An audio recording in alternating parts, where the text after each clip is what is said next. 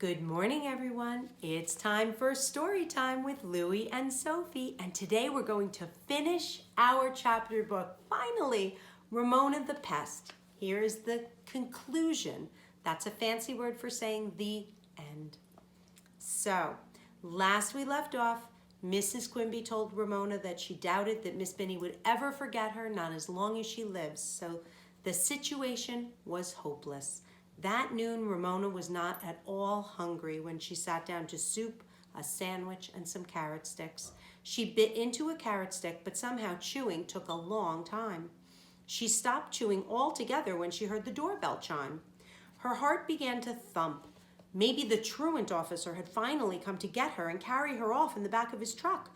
Maybe she should run and hide. "Why, Howie," Ramona heard her mother say. Feeling that she had had a close call, she went right on chewing away at the carrot stick. She was safe. It was only Howie. "Come on in, Howie," said Mrs. Quimby. "Ramona is having her lunch. Would you like to stay for some soup and a sandwich? I can phone your mother and ask if it's all right." Ramona hoped Howie would stay. She was that lonely. "I just brought Ramona a letter." Ramona jumped up from the table. "A letter for me? Who's it from?" Here was the first interesting thing that had happened in days. "I don't know," said Howie. "Miss Binny told me to give it to you." Ramona snatched the envelope from Howie, and sure enough, there was Ramona printed on the envelope. "Let me read it to you," said Mrs. Quimby. "It's my letter," said Ramona, and tore open the envelope. When she pulled out the letter, two things caught her eye at once. Her tooth, scotch taped to the top of the paper, and the first line, which Ramona could read because she knew how all the letters began. "Dear Ramona Q," was followed by two lines of printing, which Ramona was not able to read. "Mama," cried Ramona, filled with joy. Miss Binny had not thrown away her tooth, and Miss Binny had drawn ears and whiskers on her Q. The teacher liked the way Ramona made Q, so she must like Ramona too. There was hope after all.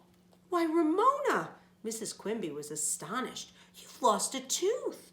When did that happen?" "At school," said Ramona, "and here it is." She waved the letter at her mother, and then she studied it carefully because she wanted so much to be able to read Miss Binny's words herself.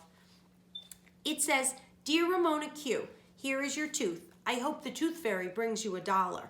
I miss you and want you to come back to kindergarten. Love and kisses, Miss Binny." Mrs. Quimby smiled and held out her hand.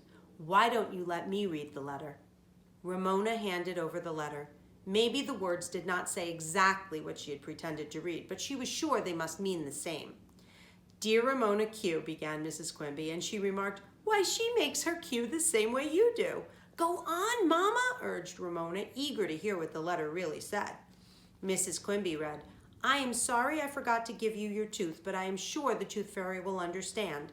When are you coming back to kindergarten?" Ramona did not care if the tooth fairy understood or not. Miss Binny understood, and nothing else mattered.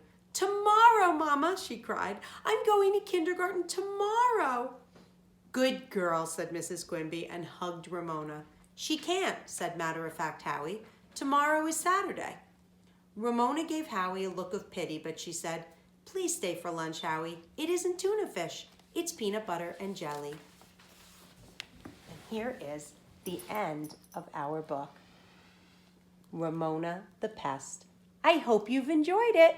It was one of my favorite books when I was your age.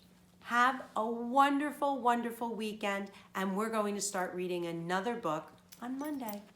Bye-bye.